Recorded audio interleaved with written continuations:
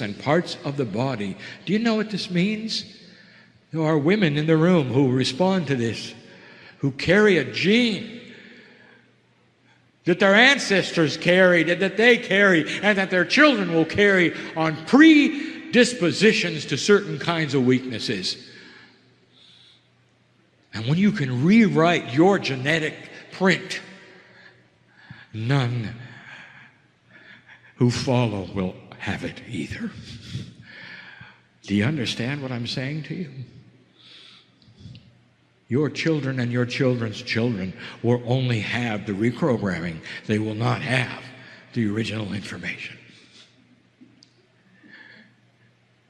Energy is like that. Informational energy is like that. And there's a lot of it on the planet. There are systems on the planet that have been misunderstood for a long time. Let me give you a couple. This is controversial. You may not agree. You may not like it. But I'm going to give it to you anyway. Humans love things that go bump in the night. They love to be frightened. They love to be scared. They love movies that scare them. And they love haunted places. Have you seen the upsurge in the interest of haunted places? Now let me tell you what they are and why they work the way they do. And now we get into the power of the information of the Akash. Human consciousness carries an imprint which affects the planet. And we have told you this from the beginning, 21 years of it. Human consciousness is what is going to change the planet. Human consciousness is information. It is information that you develop based upon what you think. And it's powerful.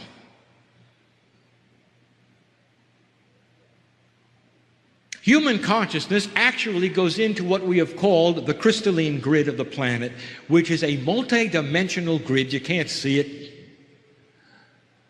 It holds energy. It holds information. When the planet is measured for vibration, it is the crystalline grid that is measured. And the crystalline grid only has on it what humans have put there. An interdimensional record of thought, of lifetimes, of happenings. And here's what I'm going to tell you. In certain conditions, in certain ways, a human life or an interaction of multi-lives together in a scenario that is profound for whatever reason of its profundity will create an imprint in a place. It's information and energy that will replay itself over and over and over like a recording tape in 3D. It's a haunted house. Did you know that? And here is some of the things, the attributes that we may not prove it to your psyche, but we'll give you something to think about. Did you notice that in a haunting, you have a scenario which repeats? The man comes down the stairs. The man goes up the stairs. The woman in the kitchen moves from the left to the right, sits in a chair, rocks for a while, moves away. If it involved dramatic things such as murder, the man comes down the stairs with the axe. Over and over and over and over. It's a good movie, isn't it? And that's all it is. Why does it feel the way it feels, Kryon? Because it is a result of human consciousness imprint, and you've got one too. And when you're there interfacing with it, it gives you chills, because it's real. Now science has gotten involved, as they should, and they're noticing something. The imprint, the haunting, carries scientific attributes, and they're all multidimensional. Guess what changes? Magnetics, gravitation, light, and even time. Because what it is a multi-dimensional event imprinted onto a place on the planet that plays over and plays over and plays over. Can you capture it on tape? Because it knows it's being observed. Because it's part of an imprint that is multidimensional. In a quantum sense, it knows. I can't explain that to you. You assign knowing to sentiency, that is to say, that which is intelligent in a human being. And it isn't either of those. It's a knowing that is quantum. It knows when a human being can be frightened, and it frightens it. Oh, I have more to tell you. Oh, there are things that you wouldn't believe that you can do. How would you like to get rid of that? Let's say it's in your house.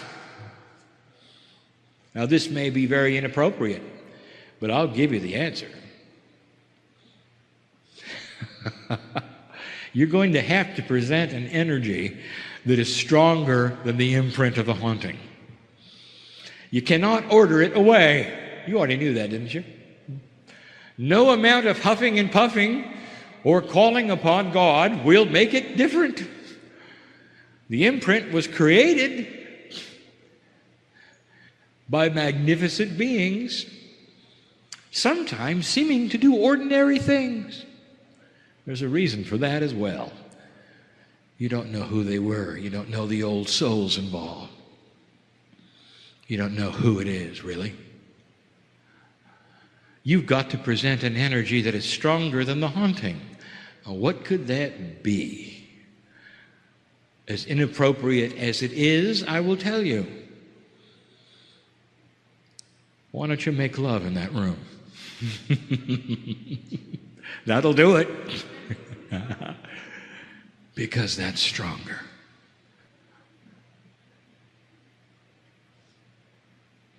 Anyone who's been in love in the room, and there's some secrets here that I know. Beautiful ones that I know. Knows the power and the energy of humans coming together in intimacy. And the angels sing, and you create a third energy which is more powerful than the two of you. And you know it. It's sacred. It's beautiful. And it's stronger than the haunting. Maybe you didn't want to hear that today.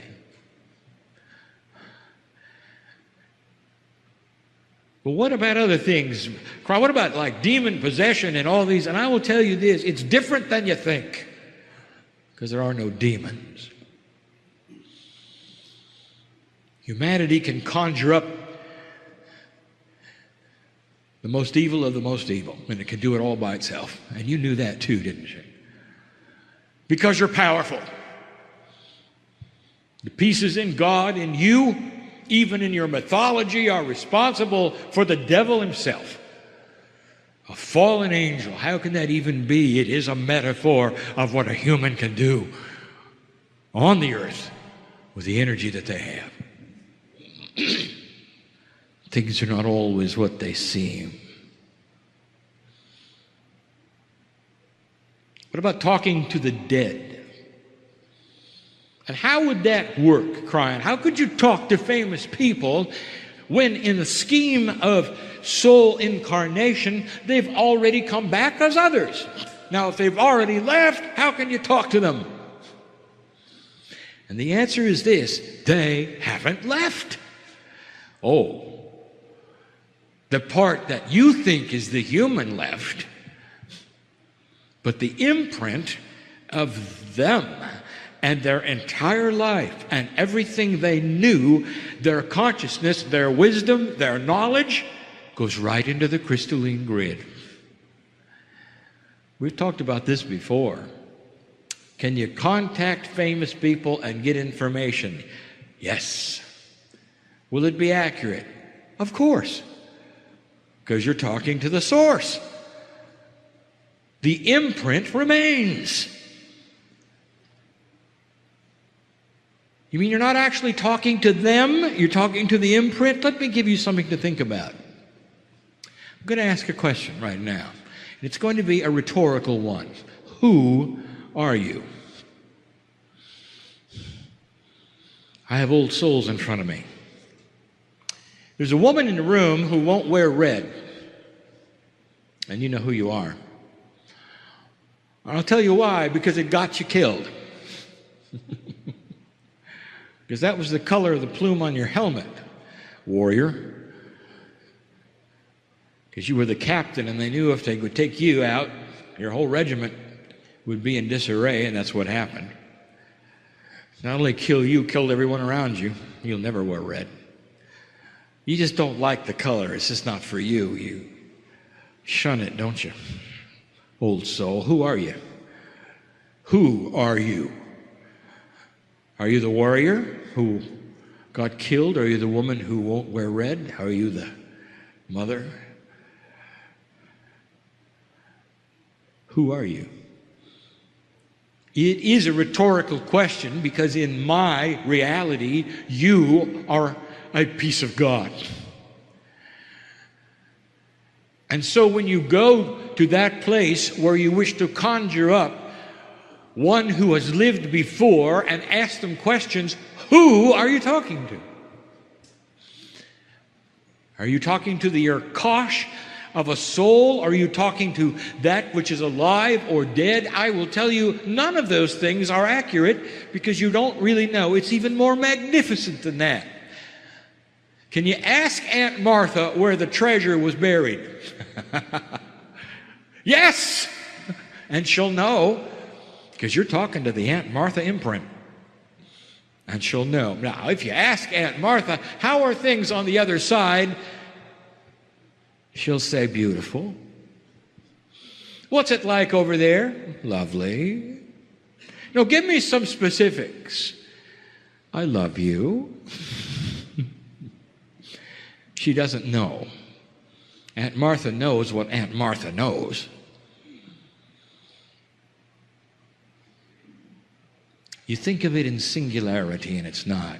It's powerful, it's real, and it's there to be accessed.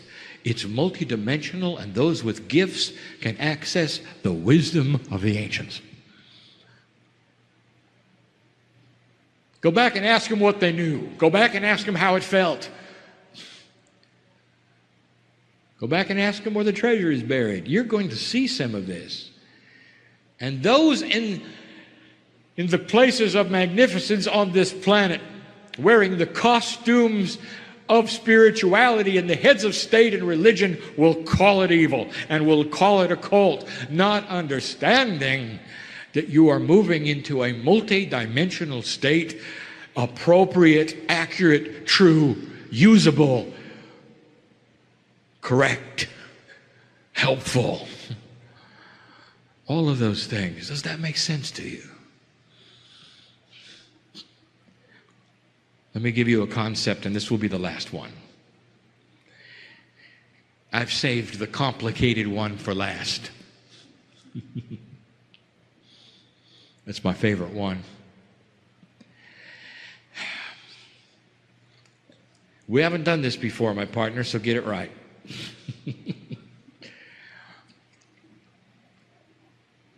I want to show you how time works. And I can't.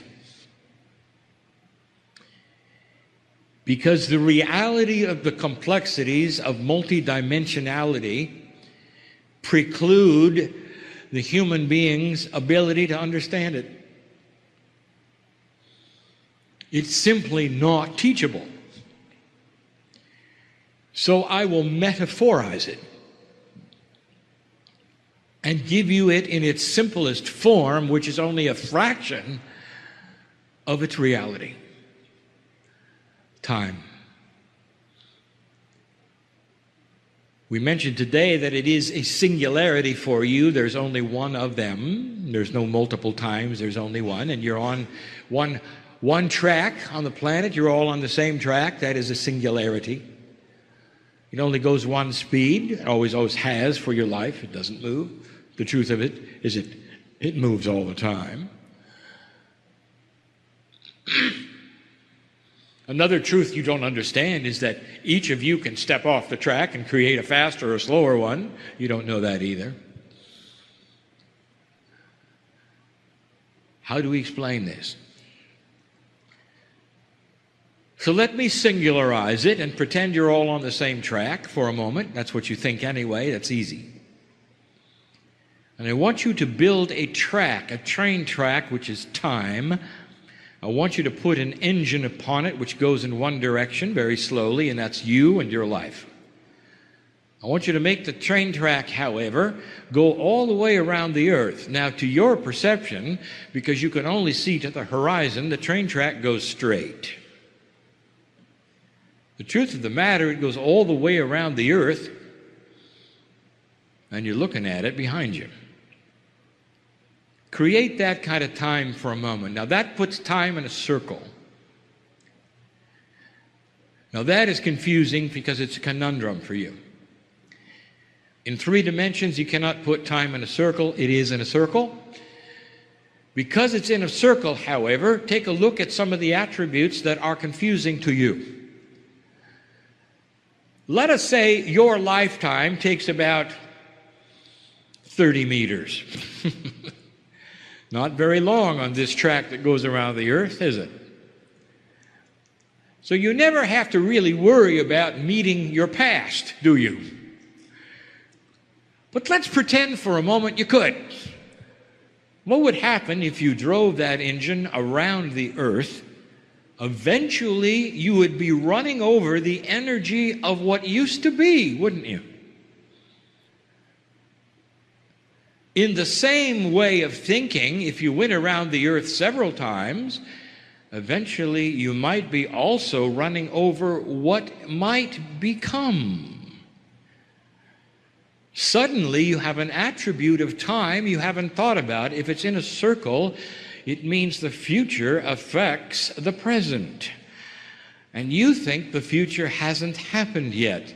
It hasn't in 3D. It has in a quantum sense. Now, I'm giving you information right now, and I'm giving it to you this way because there are scientists looking at it in that way. Is it possible that the future could give you energy and information now? Think of this train track for a moment, and let's get more complicated. It's got layers now. Every time the train goes around it, which is a human life, things change. What if it was humanity in that engine? Now you have the past, present, and the future of everything that's ever happened on one train track in a circle.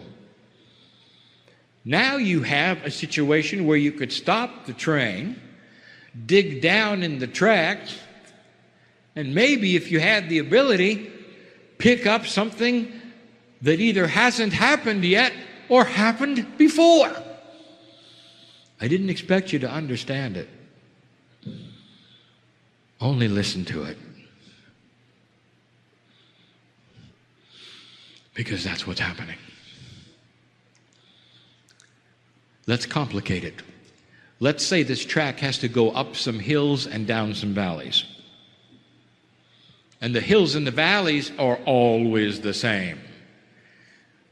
If you were smart enough and had a system that understood this time, you could create bumps where it might be difficult or easy and actually put them on a map.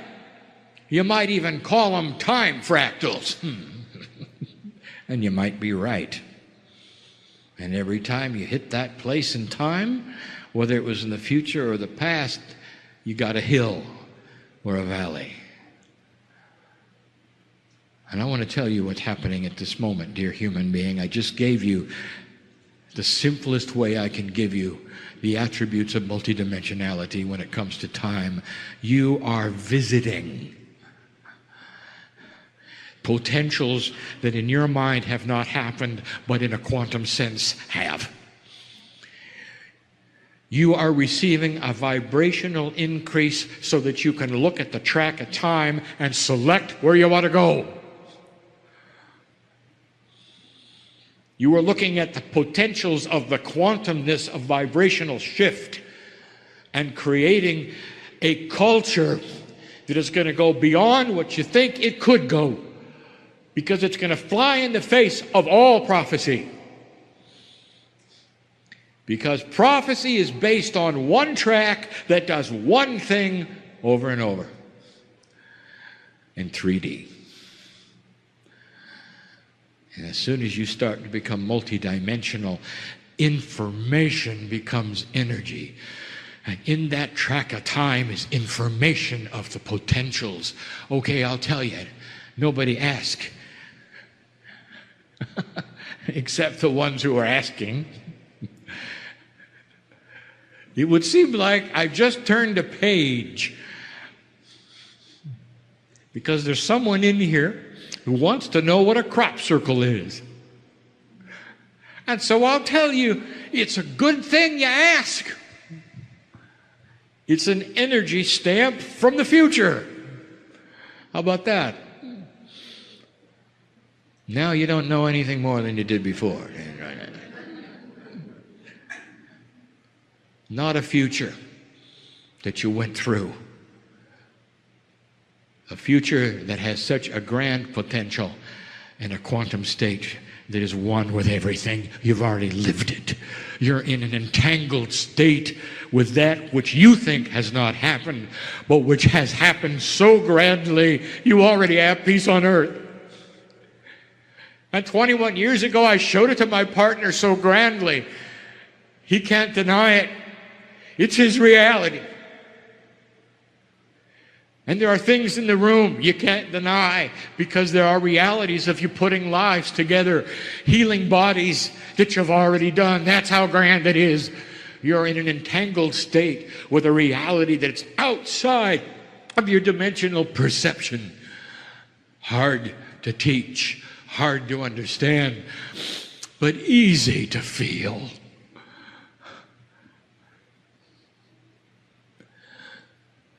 Easy to feel. Imagine the solution is upon you. Imagine those things which you're planning already completed. Imagine yourself looking backwards and saying, "Now that wasn't too hard, was it?" Imagine the most perplexing things you've brought to the table today over with. How do you feel about it? And human being, if you can take a breath of release and look at it like I can, you are becoming quantum. And you've just created it. Congratulations. Now go from this place in your three-dimensional way and walk through the steps that you've already done. And that's my message. Information is energy. In a multi-dimensional state, all things are possible.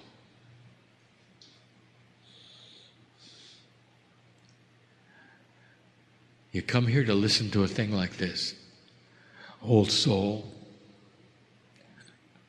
you wouldn't have missed this. I'm not talking about this meeting, I'm talking about this life. How many times have you lived waiting for this? What do you think the wisdom factor is in your Akashic record? If you've lived and lived and lived and lived and lived, how about that track of time? How many layers does it have for you? What about going in, drilling down, and picking up the wisdom of your ancients because many of you are your own ancestors. It's about time you started seeing it in that way. My partner says, leave differently than you came. He got that from me. Do it. Do it. And so it is. Just feel your body in your chair, your hands where they're resting on your legs, your back against the chair, nice soft neck. Let the top of your head just float up, open up. And notice if you feel any energy in the palms of your hands or really anywhere in your body. We've been together for almost 2 days now doing work about energy, feeling it, giving it, receiving it, exploring it. And I know that you feel differently than when you came here on Friday. So just enjoy that space, enjoy what it's giving you, enjoy how it's opening you, healing you, filling you up.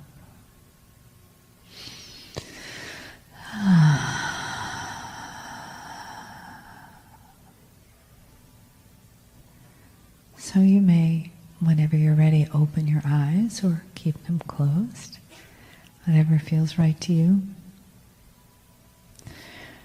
Our first question tonight is, how, Kryon, do we maintain our balance in a world that seems crazy out there and chaotic, or we don't know what's going to happen next or where? We don't know where we're going to be, if we're going to have a job, what the economy's like. How do we find our own personal balance in that?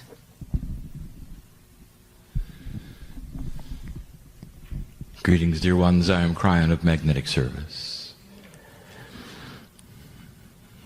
Before the questions are answered, we wish to set an energy in the room of congratulations, of honor. We wish to remind you this. It is a sacred moment, one that is known by God in advance, not because there is predestination, but because the potentials are so strong that would bring you here, that here you are. If we were to go back in what you call your time, the potential existed when the meeting was struck, when the agreements were made, before the chairs were counted. The potentials that you would see and feel and interpret the energy were all here.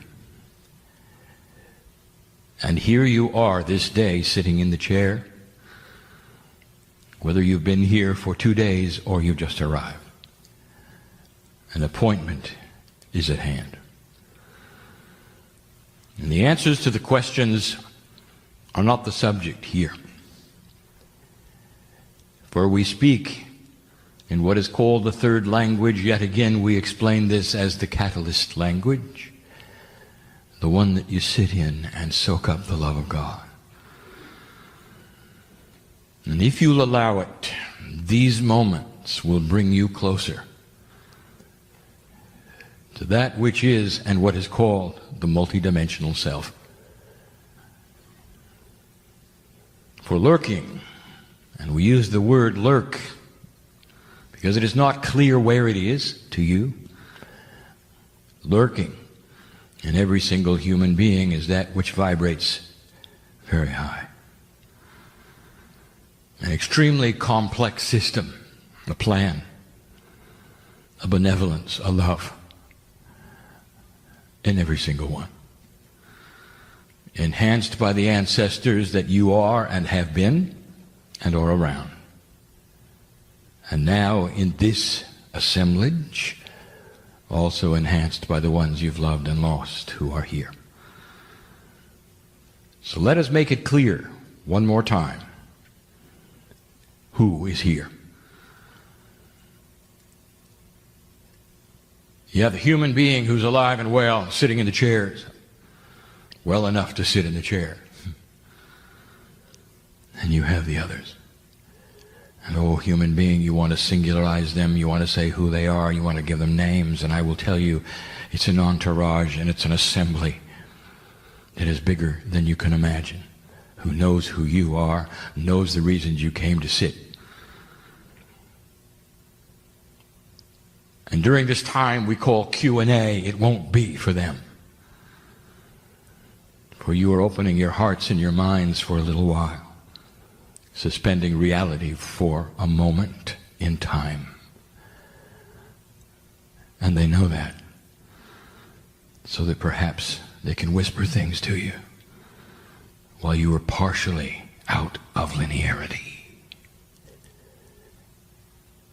And perhaps you will even smell them, feel them touch you, and know that I am correct, that all things work together in a plan. Listen, there is no such thing as death. There is no sting in this. It is simply a recalibration. And when it occurs, and you return new, young, you return with full knowledge of all the spirituality that you've ever learned, dear ones. Should you choose to work with it, you can.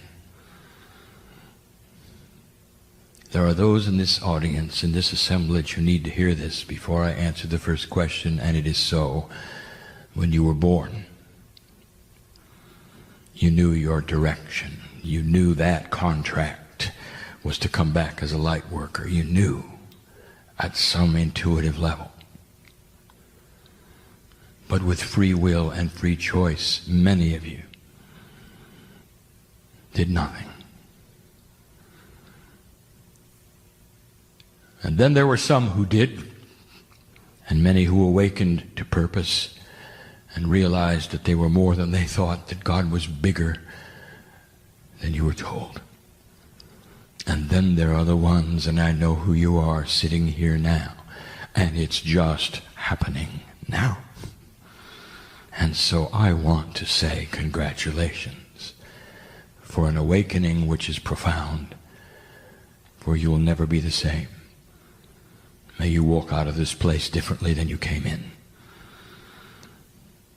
May the love of God hover upon you, and you would feel it so strongly that you would smile, even in the rain. Question has been asked about balancing. The word chaos has been used. It has to be worrisome in your culture to see what is taking place in this economy, in this country, and that is what we are addressing. Although I will tell you what happens here will happen in the rest of the world, it is the way it is. And this country often sets standards that usually then become that which is practiced elsewhere. One of the reasons you are here is because of that. For the old soul whose consciousness changes this country, changes earth. But dear ones, don't use the word chaos, because that's not what's happening here. You want to see chaos? I present this in the most loving manner I can. I want you to bless what you have and congratulate yourselves on the recalibrating economy, although it may be difficult. But it isn't chaos. You've seen chaos. And there are humans on this earth right now looking at chaos. Oh, let me take you to Haiti. Living in cardboard boxes without food. Orphans without parents who used to have them, and nobody cares. That's chaos. of the highest order, and it is survival. And there will be those who simply don't make it. You don't have chaos here, and you're not going to have it. You've got to start understanding what is taking place so that you can relax within it and work the puzzle. There will be those perhaps who have lost their jobs, maybe even their homes. You're still eating. You're still loved. You may even still have transportation and hope. That's not chaos. What this country has done in these last years is what we foretold you would do. 3 years before that which you call the recession, I told you it would take place. It is published in the Kryon books that some of the largest corporations in this fine country would fall. That one of the largest institutes would fail, called insurance, and it did. It was number one. And these have crashed for a reason, because the old system of banking, insurance, and greed cannot stand up with a new consciousness. And in the process, the fine balance is to take them to that point, not where they will crash, but where they can still sustain the economy in a marginal way, so there isn't chaos, so there is food, and there is caring, and there is health care, while they rebuild. Give yourself another 3 years. Watch it start to improve. The rules are so new that even those that call themselves bankers don't know what to do with their money. Too new. Still demonstrations outside that which you call the exchange, showing disapproval even now with the system of greed. Watch for a balance to occur that is fairer for all. Watch for banking and insurance to start progressing to something that it always should have been, but never could achieve in an old energy of greed. Oh, also watch for some steps backwards and then forwards. For the greedmongers are always there. And they will try things to pull it backwards, to get their way. Only this you'll watch. For the first time, public outcry will create an almost instant reversal every single time they try, and that's a first. In the past, when they wanted to pass those kinds of rules so they would make more and take less from you and more from you as they deemed proper in their own minds, all they had to do was do it. And now they can't, because everyone is watching. And what did we tell you some years ago? There would come a time when everyone can talk to everybody, and there can be then no secrets. This is the key. It is the key for you in your endeavors to hold the light in this country. We'll build a new system, slowly, that will then create again the kind of abundance you were used to. The unemployment rate will start going down. And you will recover. And you remember these words and the timing. And perhaps then you can look back and say, it was worth the effort. It was worth the effort. Balance yourselves, light workers, and understand what is going on. It's what you signed up for. It's why you're here. I dare you to celebrate the recession.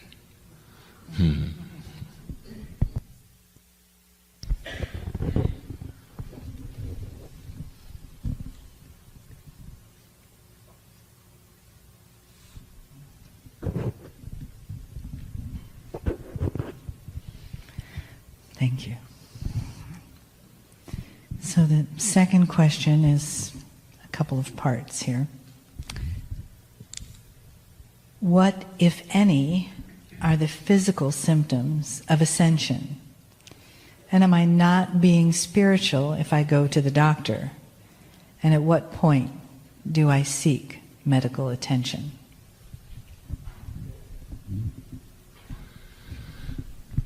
Fine questions indeed, for they start a discussion that is appropriate and true. Knowledge that should be given to the light workers about these things have to do with a fine line you walk. Indeed, in your culture, in your society. Part 1. The question about the symptoms that are physical about ascension is easy. Look for joy. Look for joy. Can you be among the ones who think it's chaotic in your economy and be joyful? If you can, that's a physical sign. Can you be joyful in the presence of chaos? Can you go to work at a company who's been cut to the quick, and you're one of the few who's left doing twice the amount of work at half the pay? And can you be joyful being there? Even though others show up and complain, can you be joyful there? That is a symptom of ascension. It is easy. It is easy. So there are those who are saying, I can't do it. I hear you. I want to take a moment and lay my hand on you. It is not that hard. When you can take the hand of Spirit, it isn't that hard. If you're going to go it alone, it is hard. And that's the difference. I can hear your tears. And that's the difference. And we pause. And I clear my partner's mind. I don't want him to feel what I see. How long is it going to take you to cross this barrier and take the hand of Spirit when it's outstretched the way it is? Invention, science, medicine on this planet has all increased in the delivery of its sophistication by design. Have you ever seen or noticed that invention on the planet happens simultaneously in many places at the same time? This would tell you, would it not, that consciousness is a field, and then when it's right for these things, they are placed upon consciousness, and many humans receive it at the same time. The invention of flight was a race to who could do it first. Almost within days, you won. Invention of the radio, all given at the same time. Even today, disputed who did it first. And so we tell you that that which your doctors have, the sophistication that they have, the instruments they have, all God-given. It's a combination of going to those who are medical doctors and that which you can do yourself. It's a combination. It always has been. It always will be. Always will be. Until that time when your DNA works at 100% and you can heal your body instantly. But at this juncture where you have DNA working at 30%, there is only so much you can do for yourself. You can start a process, and then you can have the doctor measure it.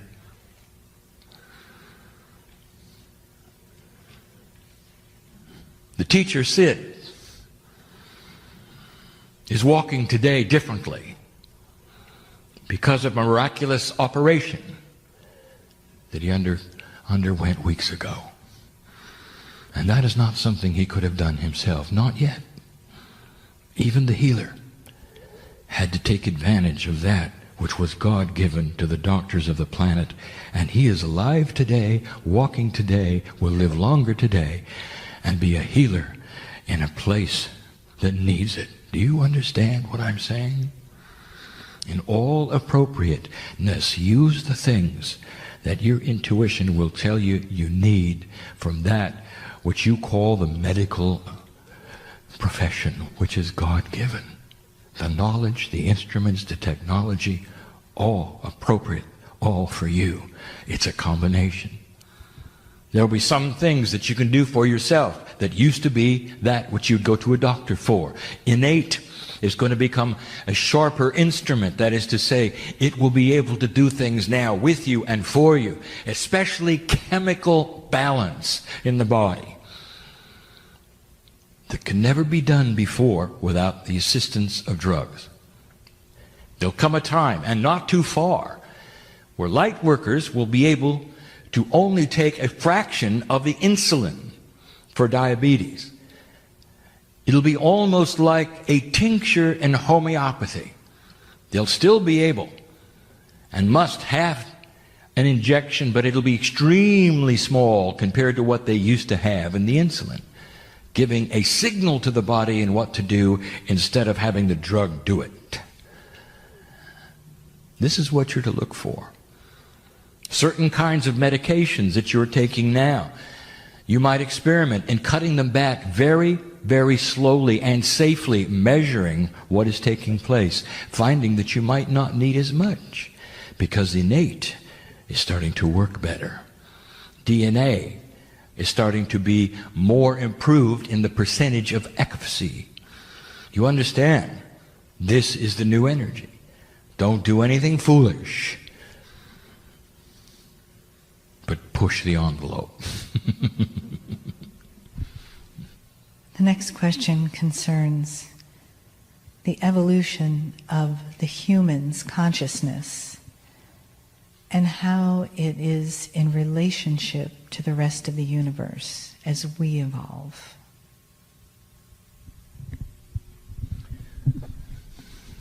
Incredibly insightful. And given by somebody who already knows the answer, or they could not have constructed the question. One modifies the other. From the beginning, we have told you that this planet is a test of energy. It's not a test of humans. Do you understand the difference? It's a test of energy.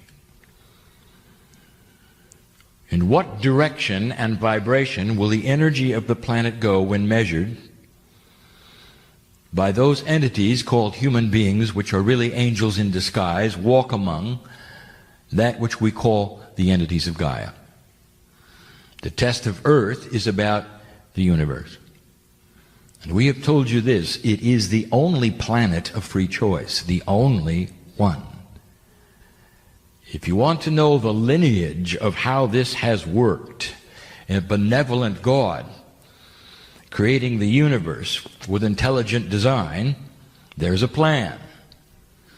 And there are planets that are populated even today that used to be the only planets of free choice. One of them, which will become nameless, is your seed. And that is in the Pleiadians. And they were the last one. They passed the torch to you. Approximately 100,000 years ago, the earth began to be seeded. The creation story is well known, has been told over and over by myself, and now the earth sits in that fulcrum of testing. And it will do so for a great amount of time, until the vibratory level is high or not, when it is tested finally. Not in your lifetime, not in the next lifetime, not in the next 10 lifetimes will this take place. There is much time left for this planet to be then measured. Let me rewind what you call your time clock, and let us go back almost 200,000 Earth years And I want to place yourself not here, but on a nameless planet where the Pleiadians are, in the Seven Sisters. And they were on the cusp of graduation. Let me describe a planet that is at peace. Oh, dear ones, they're here. You know they are. There's a benevolent, caring seed of you. And they shine like the sun. They became quantum. They became multidimensional. They found their higher selves. And their planet had a complete and different purpose: to seed yours, to watch over yours, to make sure that the test was accurate and true. Oh, dear ones, I'll tell you something I've never said before. This is a sophisticated group. You need to hear it. It's the Pleiadians who keep the riffraff away from you. And they do a good job, so that the test will be unmolested. I told you once that this planet is hidden. That most of the planets with the kind of life that would sustain that which is like humans have two suns. And there's a reason, because two suns create a far greater chance of life beginning and photosynthesis to take place. You lost one of them. You only have one sun. So those who are looking for life are looking in the wrong place. If you want validation of this, I will tell you this. Your astronomers are looking for planets. Over 1,000 of them have been discovered so far. They've just found one with two suns. It exists, and they're going to find more. And as these things unfold, you will see the prophecies of Kryon. And the words from me are starting to make sense. Now this earth holds a test. Go back with me 200,000 years. On the other planet, in the Seven Sisters, there was indeed a graduation. I cannot explain this to you, for it's not in 3D.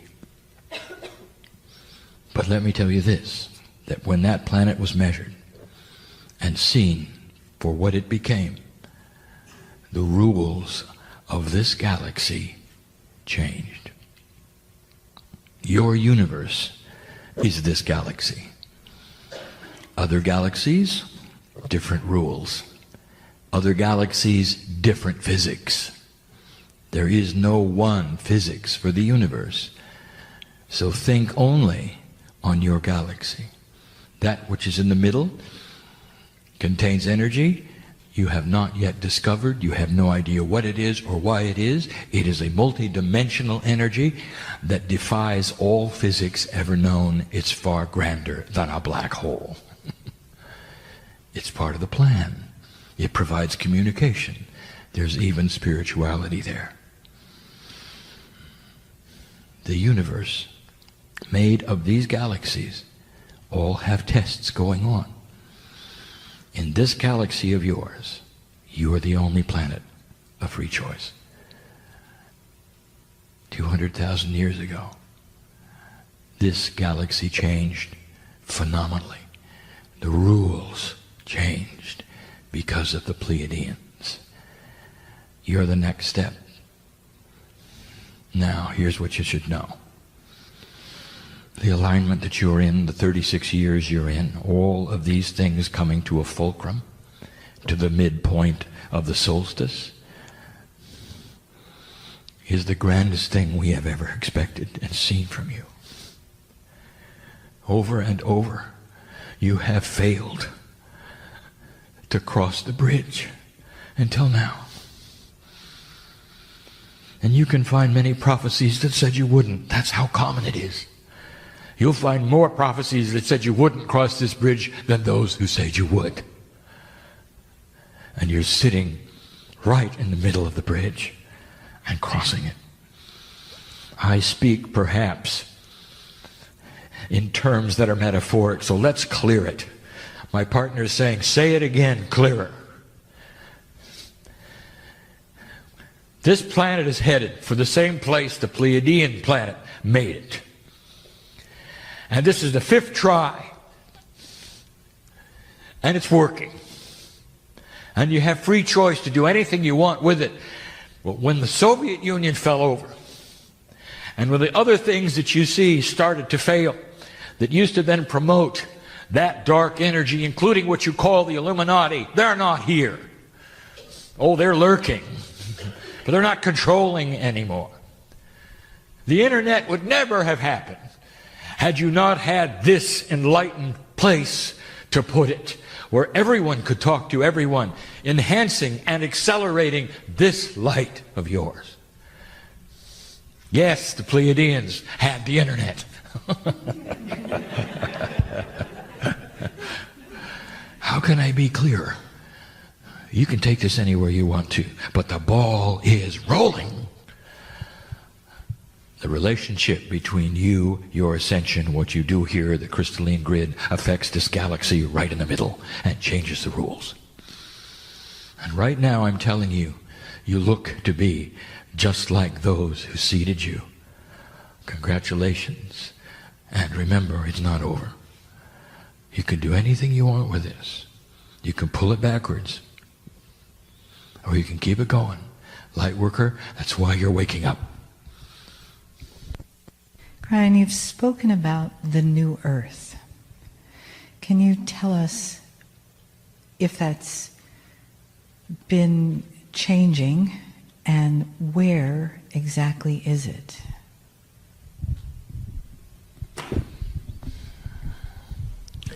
Question was just answered. You're sitting upon it.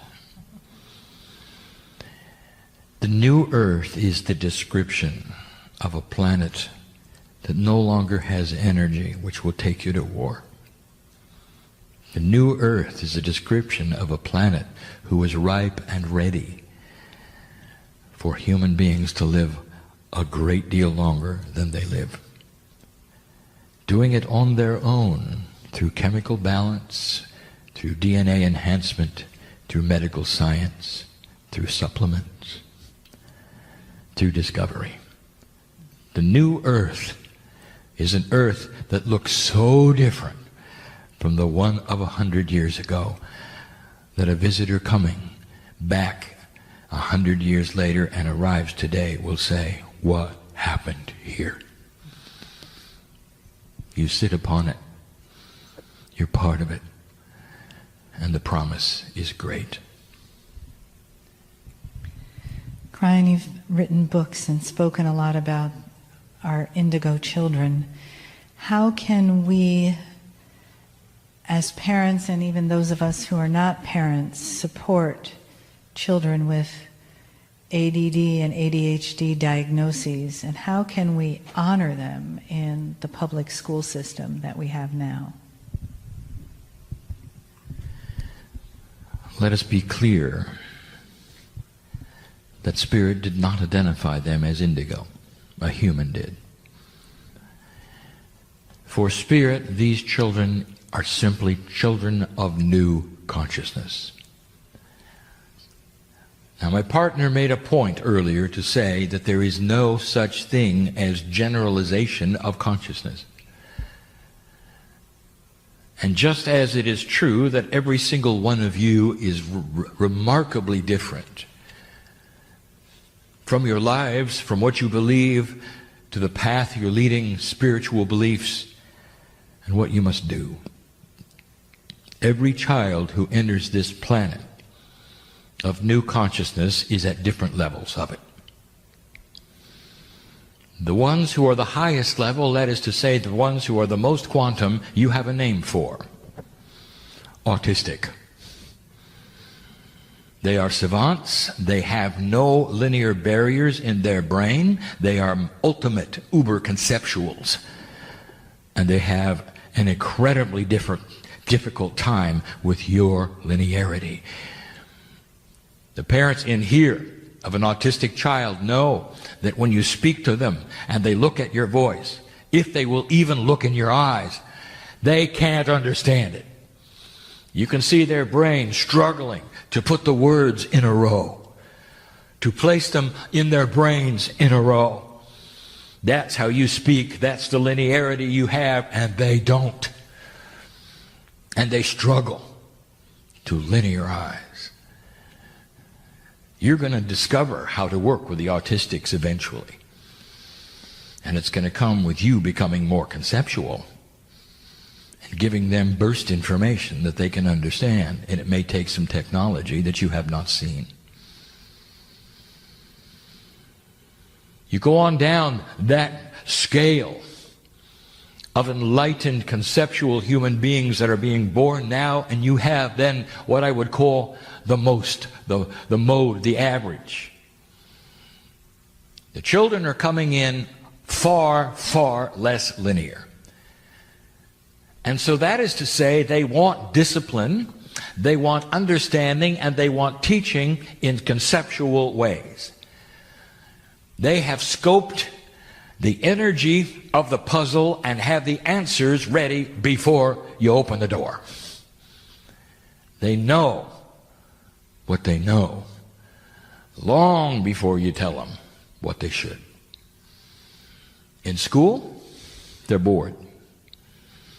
They're bored. You cannot give them pablum when they see so much more the whole meal. Learn how to teach these children conceptually. Number one, give them the meal first. Give them the payoff right away, and then find out what they want to know about it. It's backwards.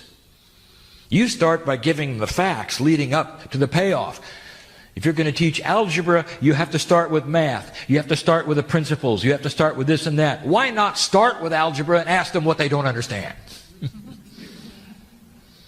You see the point? Show them what's happened on the earth. Give them a synopsis of human history and ask them what they'd like to know about. There is a new way of teaching afoot. And it's exactly backwards than you think, and the children are going to rise to the occasion, and it will be a challenge. It will be exciting. It will be a puzzle. And you're going to have to work harder at it because each child is going to have a different path. There are schools operating in this way right now. Study them and see them and try to slowly implement these things where they're not being implemented. And now the obvious. Don't wring your hands and wonder what is going to become of these children. Let me tell you what's going to become of these children. They're going to be so disappointed in the way school works, they're going to become teachers and change it. You see? Look at their age. You got a 10-year-old who is struggling, not doing well, bored in school, having trouble, 10 years old. Look at the age. Now, how old is he in a decade? A simple decade. Old enough to be in that study group. Perhaps even to have graduated and be on the cusp of his degree to be a teacher. 10 years, that's all. It's happening sooner than you think. And then another 10, and they will be the principals, the administrators, what you call the bean counters. It will make a difference. It's on its way. So understand what I'm saying. That the consciousness now is not going to stay now. And yes, you may have to have the old energy stay until it retires. And some of you know exactly who I'm talking about. And then the opening comes. And you'll start to slowly see the change. Oh, dear ones at home, if you have these children, this is so difficult of a concept to understand. They know about your relationship at home more than you do. They know the energies, the difficulties, the puzzles. They're not like you used to be. These children have a concept of life. They have a concept of consciousness.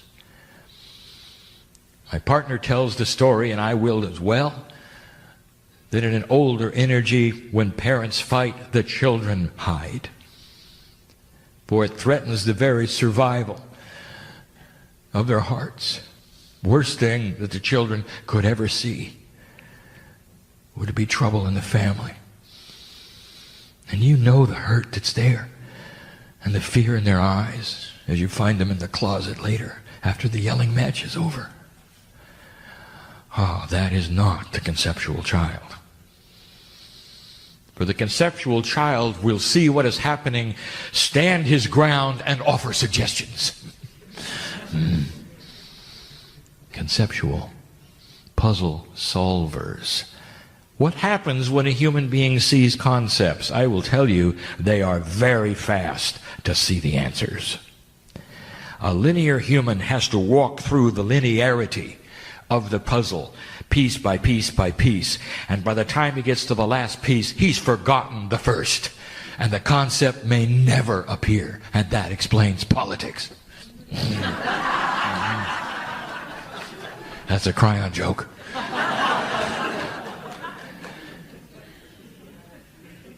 The children of new consciousness are also going to be your congresspeople.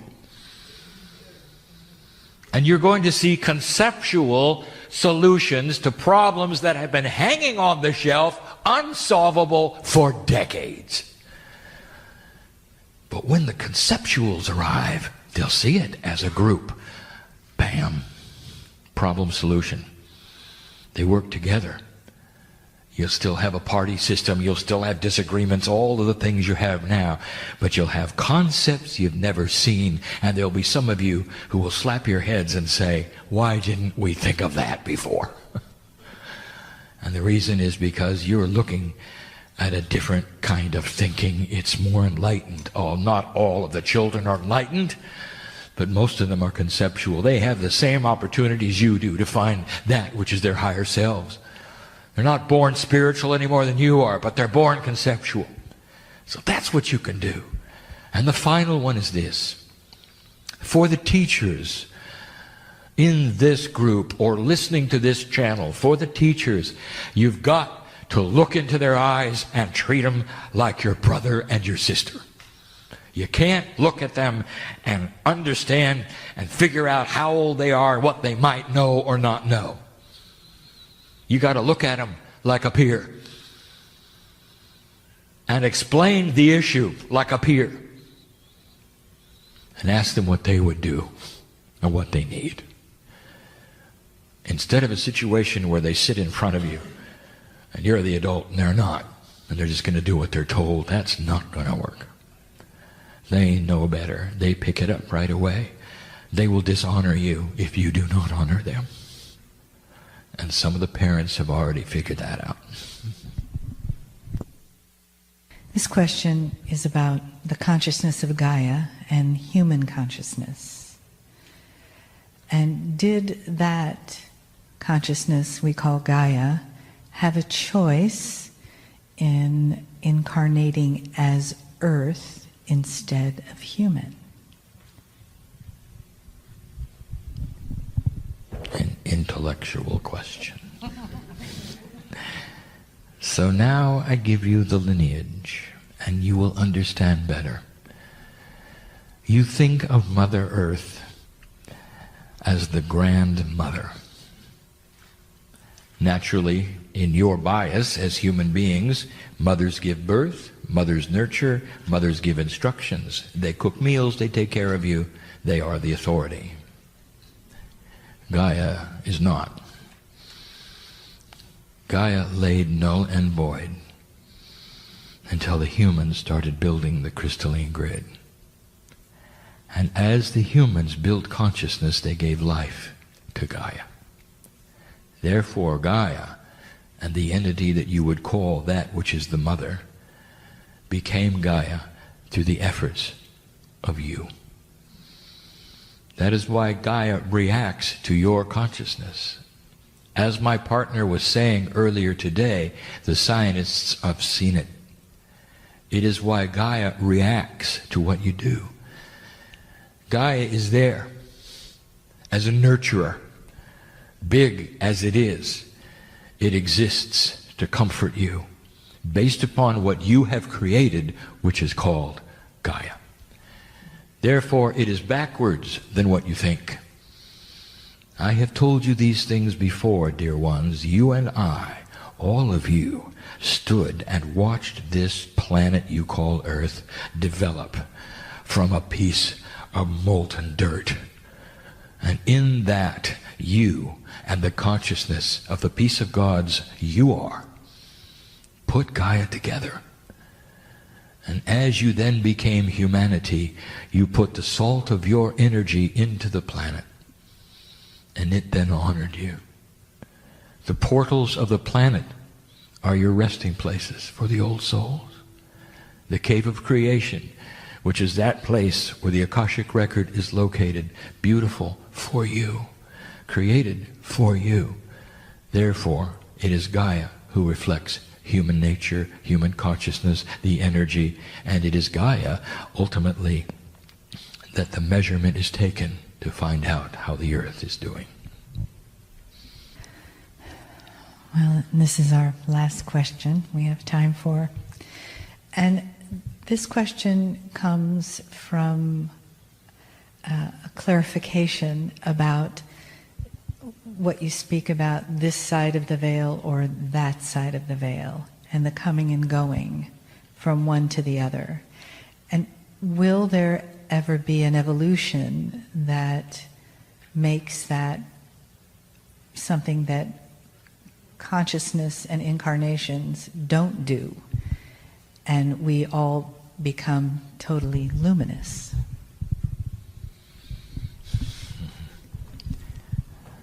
Let's ask a Pleiadian.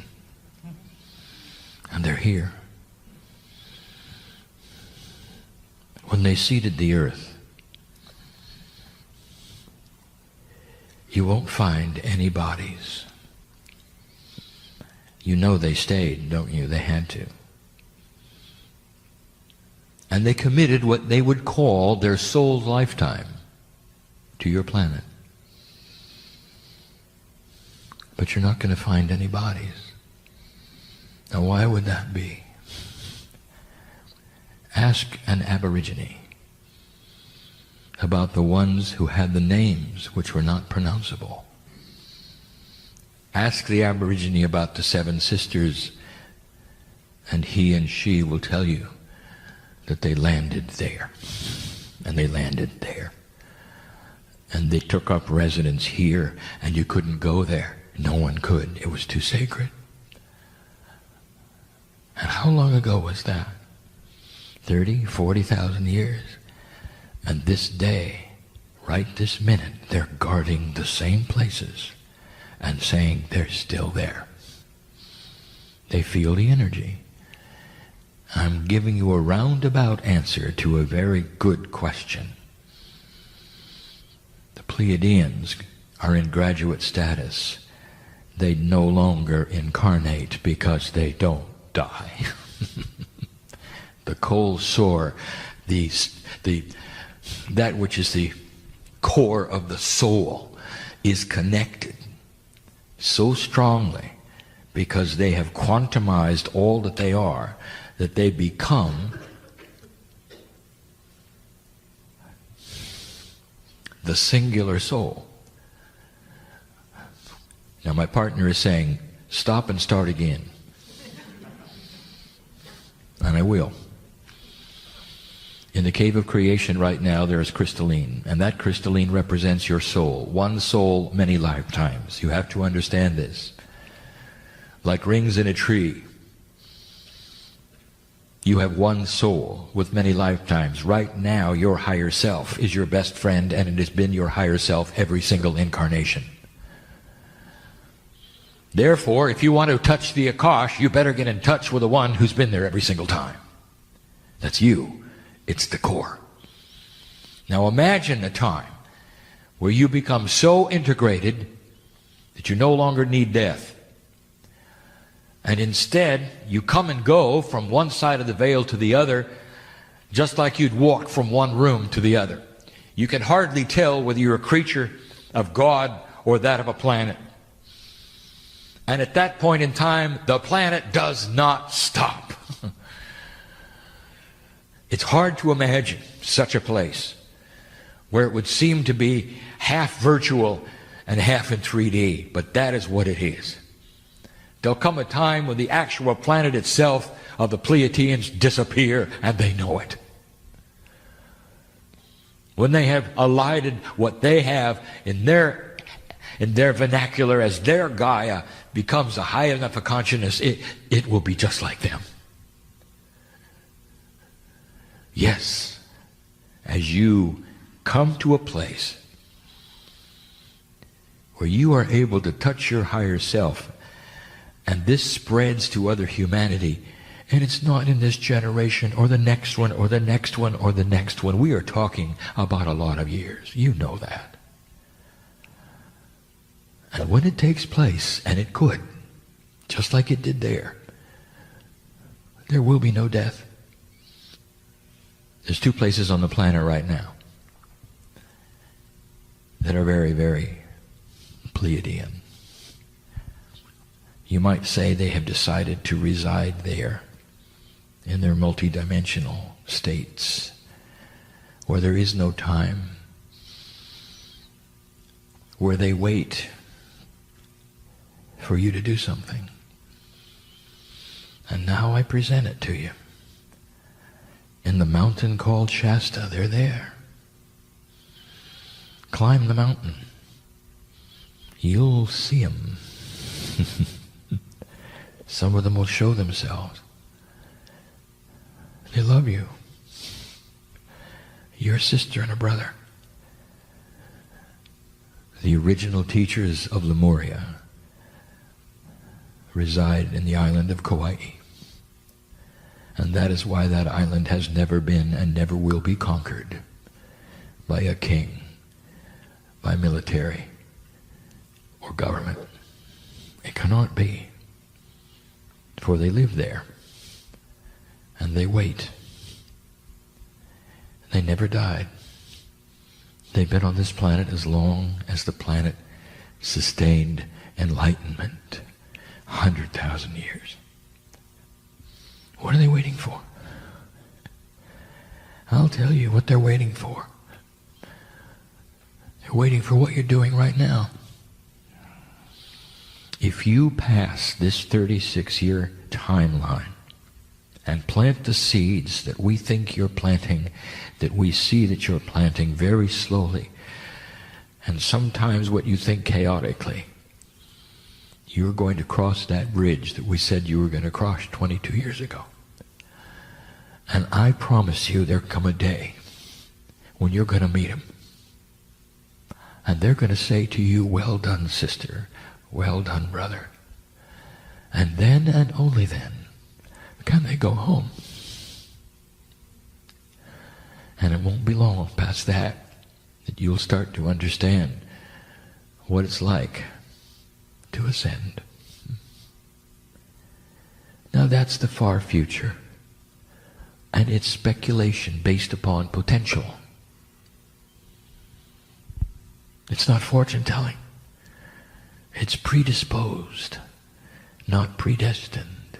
Big words. So let us finally return to where we started. You're going to have to balance. I told my partner to shut it out, and he did. I told my partner not to feel what I saw, so that he wouldn't come away with anything out of integrity. For it's not up to him to see those in this room who have secrets, or in trouble, or in confusion. But I see it. And I don't want to let this group of precious old souls leave this room without taking the hand that is theirs in the higher self. At least try it. And leave different. It is so available. And so difficult at the same time. For you to believe it, or believe you need it, or for some of you even to want it that bad. Fear of enlightenment is always there. Oh, shaman, Let's talk about the shaman and those in the audience. I got 3 of them, 1 credentialed. I know who's here. Think I don't know who's sitting here. What possessed you to get that namaker? What possessed you to become that which is the shamanic? And I will tell you, because this is what you did before. Only before it didn't turn out real well, if you know what I mean. And so you had to cross that bridge. And that's what you teach. How to get through the fear of enlightenment. Because old souls have made mistakes in the past when they awakened. And those in the villages saw them as different, burned them as witches, whatever. And here you are again. Witch and warlock. Shaman, holy men, holy women. I've said it before. What is the attribute of a holy man in the tribe? Do you remember? You got to live outside the tribe because you're too strange. You are shunned, so you live alone. But you're the first one they come to for help, right? Now does that ring a bell? And here you sit yet again. I want you to cross that bridge. Don't fear it. It's back, but it's back in an energy that is so different. The Pleiadians are in the room. And they're comforting you. In a way, your soul group is their children. Ancestors that are Lemurian in this room. You knew them. You saw their faces. Think of that. Cross the bridge. Don't be afraid. And here's the promise that we give you. In this new energy, you will not be seen as odd, strange, and different. You will be seen as balanced. That's the difference. Isn't it time for this? Let it begin this night in every heart here. And so it is. So with that, let's move into a brief meditation where we can connect in with Gaia, our partner. So I invite you to close your eyes and bring your attention, awareness, your focus into the energy within your feet. Because it's through your feet, as you walk the planet, that you are connecting with our partner in all things. The very air you breathe has come from Gaia. The very food you eat for nourishment of your body and cells comes from Gaia. Could there be, and just the food, that food came from your partner? The very water you drink came from your partner, Gaia. And Gaia is offering the air, the food, the water, is offering this up, available to us. There is no conditions. There is no, you will only get water or food if you're on your best behaviour. There is simply this alliance that we share with our beautiful planet, offering up her treasures and jewels to us in love. And so in this moment, let us give a wave of thank you, Gaia, for the beauty you give us. Thank you, Gaia, for the resources we share. Thank you, Gaia, for being my partner. I see you. I acknowledge you. I send you my deepest love.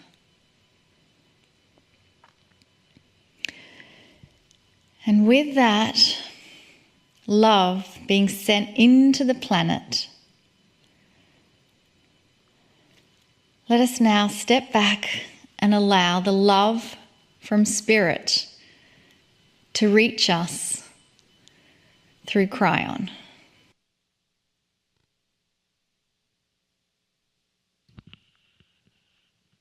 Greetings, dear ones. I am Kryon of Magnetic Service.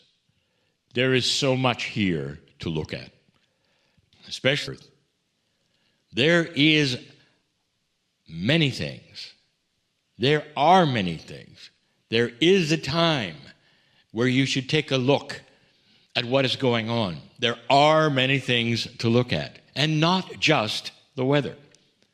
This planet also is on another cycle, and that cycle is one that you have created. So much to consider in all of these, and none of them are frightening. None of them. They happen slowly, and sometimes the slowness of their occurrence is actually what people are seeing and worrying about, not understanding where it's going or the potentials that you would have because of what is happening.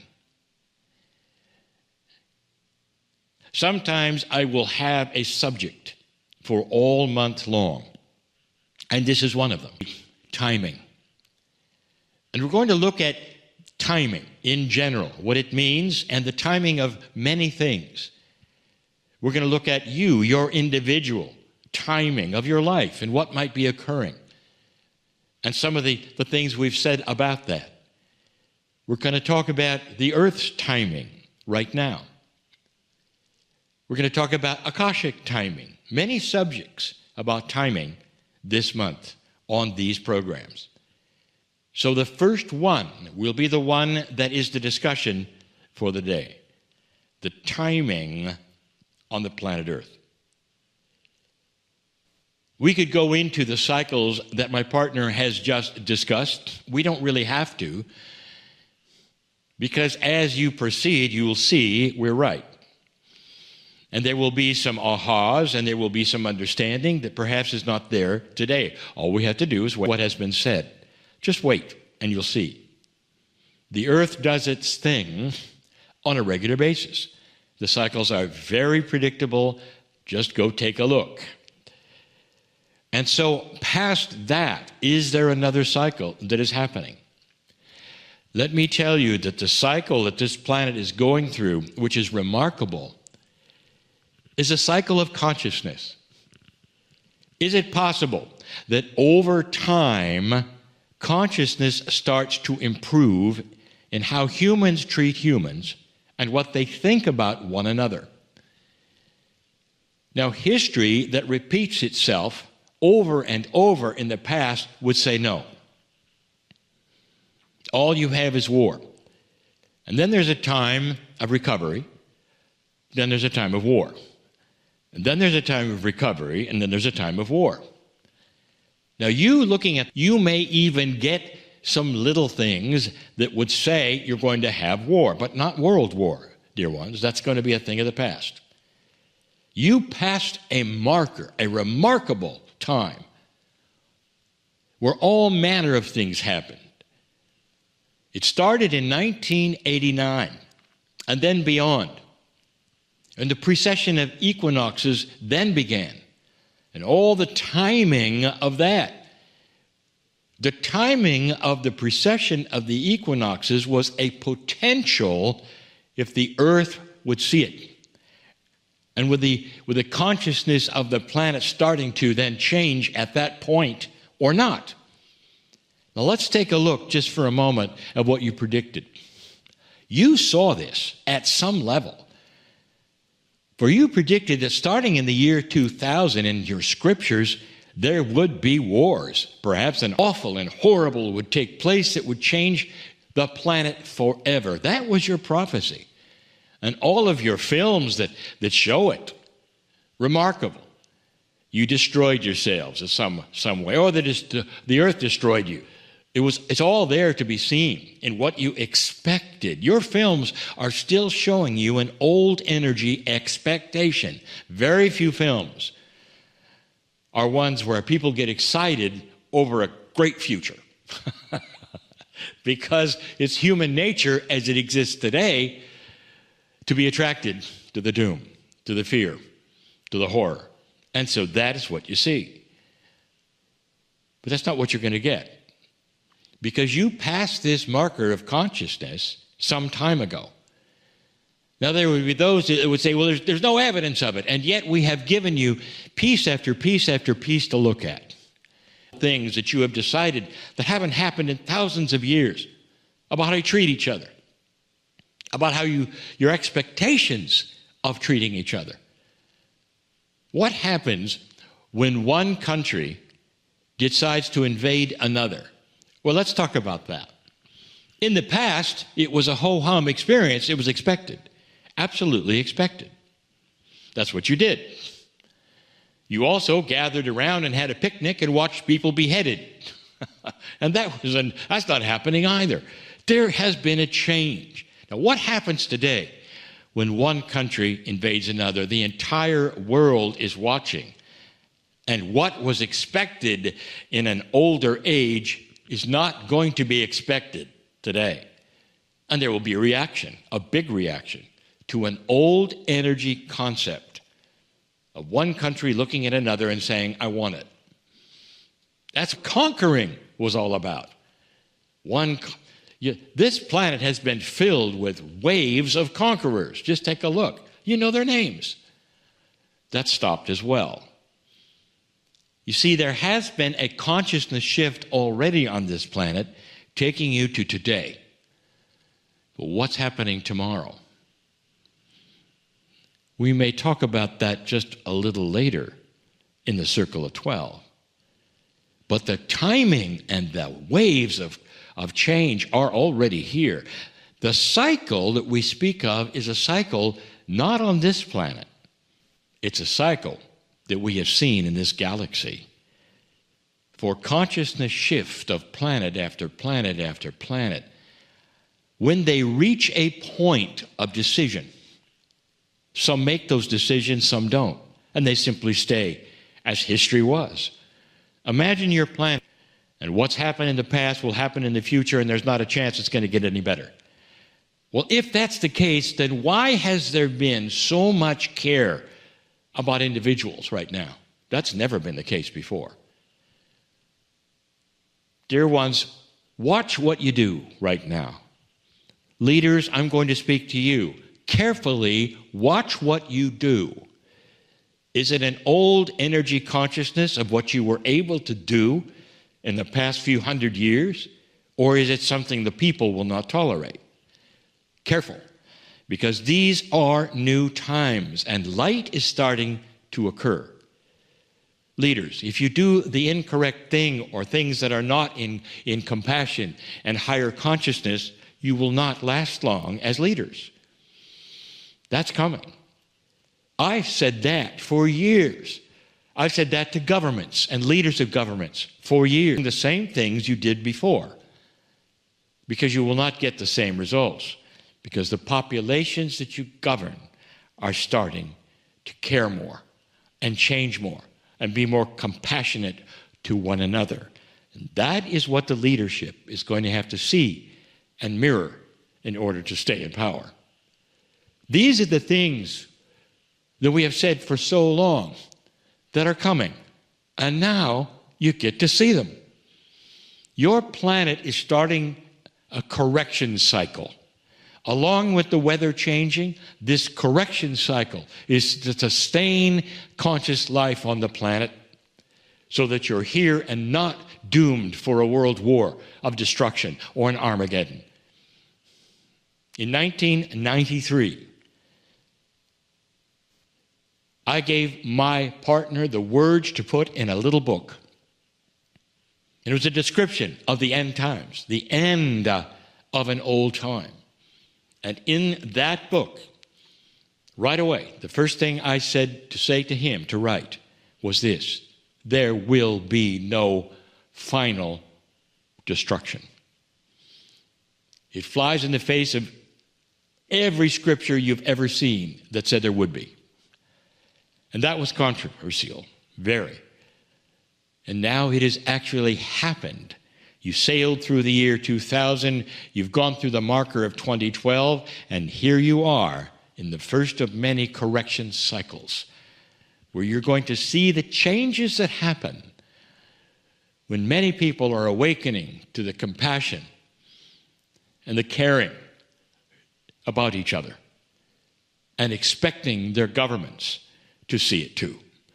The first correction cycle has begun, and you are continue to send light to the leaderships, or to all of those who need it, to others who don't believe that this planet is going to survive, and show them that you are worthy of it, that you were really all born magnificent.